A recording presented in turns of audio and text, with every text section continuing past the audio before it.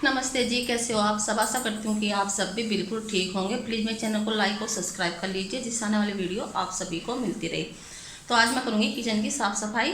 तो आज दिखाऊँगी मैं अपने किचन की साफ़ सफाई कैसे करती हूँ। तो आइए चलिए लग जाते हैं अपने काम में। हम किचन की साफ़ सफाई भी हम डेली करते हैं, पर उसके बाद भी फिर ये गंदा हो जाता है, चाहे हम कितनी भी साफ़ सफाई कर लें। आप देख सकते हैं जितने डब्बे हैं उन पर कितनी धूल ज़्यादा चिपकी हुई है।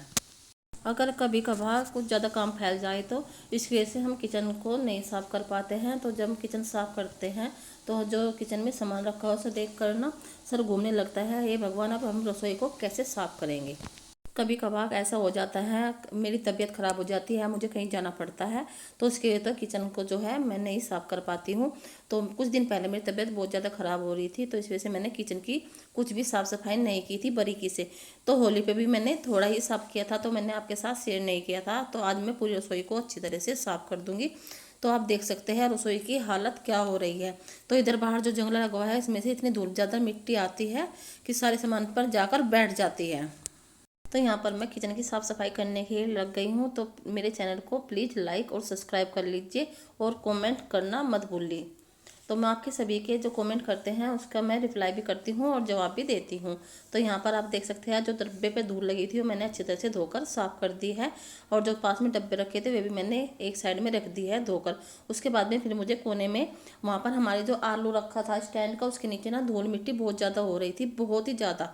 तो यहाँ पर जो कोना था वो मैंने पानी से साफ़ कर दिया है। यहाँ पर मैं एक छोटी फूल झाड़ू है हमारी, जो हम जैसे जिन्ना होता है उसमें यूज करते हैं या फिर हम किचन साफ़ करते हैं, तो उसके लिए मैंने उठा कर रख रखी। तो उस झाड़ू से मैं इस रसोई को अच्छी तरह से रगड़ कर साफ़ कर दूंगी।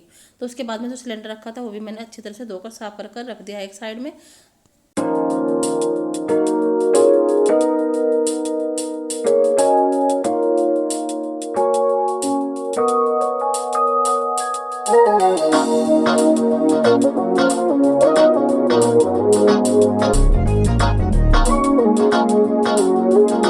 तो यहाँ पर मैंने लिया था रिन साबुन और एक लोहे का जूना, उससे मैंने फर्श पर अच्छी तरह से रगड़ कर उसे साफ़ कर दिया था। उसके बाद में मैंने फूल झाड़ू से पूरे फर्श पर पानी डालकर अच्छी तरह से जो पानी पड़ा था उसे एक साइड में निकाल दूंगी, क्योंकि यहाँ पर जो मैंने सामान धोकर रखा था फिर मुझे वो भी जमाना है। आपका घर हो चाहे किचन हो या कहीं पर भी आप रहते हो बाहर किराए पर, तो हमेशा घर को साफ सफाई करनी चाहिए और साफ सुथरा ही घर अच्छा लगता है। तो उसके बाद में फिर एक लकड़ी का पटड़ा बनवा रखा है हमने, इसमें रख देते हैं हम जो एक्स्ट्रा बर्तन होते हैं उसमें टोकरे में रख कर इस पर रख देते हैं।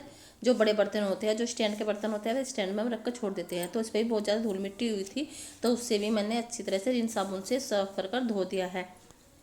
इतने में बाकी रसोई का सामान धोऊंगी तो थोड़ी देर के लिए धूप में रख दूंगी, जिससे अच्छी तरह से सूख जाए। तो आप देख सकते हैं पूरे सामान में से कितनी ज़्यादा धूल मिट्टी निकल रही है। अगर हम थोड़ा थोड़ी साफ़ सफाई किचन की डेली करें, जैसे कोई डब्बा हमारा खाली हो जाता है तो उसे साथ के साथ धो दो, तो इतना काम नहीं फैलता है। तो और थोड़े थोड़े के चक्कर में ही आज नहीं धोना है कल नहीं धोना है, तो ऐसे बहुत ज़्यादा काम एक साथ इकट्ठा हो जाता है। तो यहाँ पर जो चीनी का डब्बा था और आटे का, वो मैंने उसमें चीनी और आटा था, दोनों डब्बों को साफ कर एक साइड में रख दिया था। और जो हमारा शक्कर का डब्बा है वो खाली हो गया था, तो उसे मैं धोकर धूप में सुखा दूंगी, क्योंकि इस मौसम में हमारे यहाँ शक्कर बनकर आती है। तो हम 3-4 डब्बे हैं ऐसे, उनमें शक्कर डालकर रख देते हैं। जो डब्बा हमारा खाली होता है तो हम उसे सभी साथ के साथ धो देते हैं।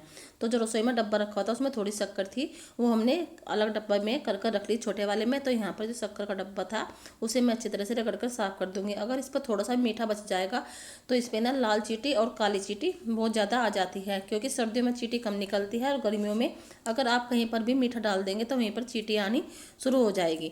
तो आज मैंने पूरी रसोई में साफ़ सफाई की है। और यहाँ पे जो डब्बा था ये मैंने अच्छी तरह से चमका कर धोकर इसे भी मैं धूप में सुखा दूंगी। तो यहाँ पर आप देख सकते हैं जितने डब्बे थे वे सारे मैंने धो के एक साइड में रख दिए हैं। और उसके बाद में फिर जो जाली में सामान रखा था, जैसे हल्दी के और नमक मिर्च के डब्बे थे, वे सारे मैंने बाहर स्लैब पर रख दिए हैं। इन्हें भी मैं अच्छी तरह से धोकर साफ कर लूँगी। जो जाली में मैंने पन्नी रख रखी थी उन्हें भी मैं धोकर एक साइड में सुखा दूँगी। इतने जो डब्बे हैं इन्हें धोऊँगी, इतने जो जाली है वो अच्छी तरह से साफ कर छोड़ दूँगी।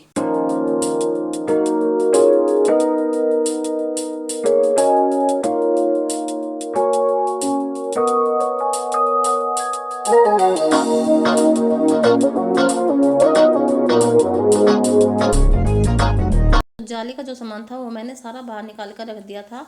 और आप देख सकते हैं जाली में भी कितनी ज़्यादा धूल है। हमारी रसोई में गेट बंद रहते हैं और खिड़की भी जंगले भी बंद रहते हैं, उसके बावजूद भी जाली में इतनी ज़्यादा धूल लगी हुई है डब्बे के पीछे, बहुत ही ज़्यादा।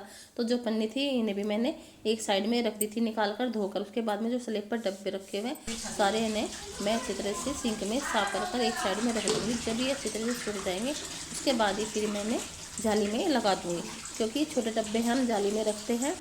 अगर बाहर वाली स्लेब पर डब्बे रखेंगे तो ये छोटे बड़े डब्बे हैं, ये रखे हुए अच्छे नहीं लगते हैं। तो हमने एक जाली बना रखी है लकड़ी की, सारे डब्बे हम उसमें रखते हैं। जैसे मसाले, अचार और तेल के होते हैं तो सभी डब्बे हम जाली के अंदर रखते हैं। क्योंकि जो छोटे बच्चे हैं वे ना हमारे डब्बे को उठाकर कहीं ना कहीं फेंकते रहते हैं, तो इसलिए जाली में हमने सारे डब्बे जमा कर छोड़ रखे थे। तो उसके बाद में सारे डब्बे जो धो के रख दिए थे मैंने, उसके बाद में जाली साफ कर दी थी। तो यहाँ पर जाली में जो धूल थी वो मैंने 2 कपड़े लिए थे, एक गीला और एक सूखा। तो मैंने पहले गीले कपड़े से सारी जाली को अच्छी तरह से साफ कर दिया था।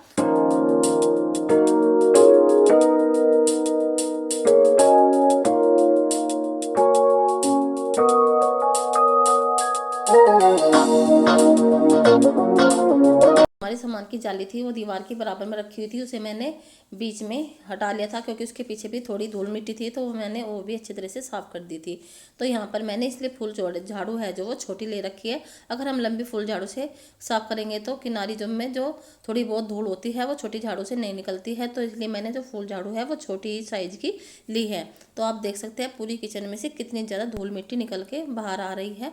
तो यहाँ पर हमारे यहाँ कोने में हमने छोटा सा एक पाइप लगवा रखा है, सारा जो रसोई का पानी होता है उस पाइप से सारा बाहर निकल जाएगा। तो यहाँ पर मैंने फूल झाड़ू से जो कूड़ा था वो सारा वहाँ पर कोने में इकट्ठा कर दिया है। उसके बाद में फिर मैं एक बाल्टी पानी से और इसे अच्छी तरह से धोकर साफ कर दूँगी। पानी डालने के बाद में इसमें अगर कहीं भी थोड़ा बहुत पानी बच जाएगा तो मैं इसे जो डंडे वाला पोछा है उससे सारे को अच्छी तरह से सुखाकर छोड़ दूँगी। दोपहर के खाने तक का जो हमारी किचन है वो बिल्कुल सूख कर साफ हो जाएगी। उसके बाद ही फिर मैं रसोई में आकर खाना बनाऊंगी। तो आप देख सकते हैं जो मैंने सामान धो के रखा हुआ था उस पर कितनी शाइनिंग आ गई है, और उधर मैंने सिंक थी वो भी अच्छी तरह से साफ कर कर छोड़ दी है। और जो डब्बे रखे हुए थे उनमें भी आप शाइनिंग देख सकते हैं। आप भी मेरी तरह ही ऐसी किचन साफ कर कर देखिए, बहुत ही आसानी से किचन साफ हो जाती है। तो बताइए आपको मेरी किचन साफ करने की वीडियो कैसी लगी। तो मिलते हैं हम आपसे नेक्स्ट वीडियो में, तब तक के लिए नमस्ते, बाय।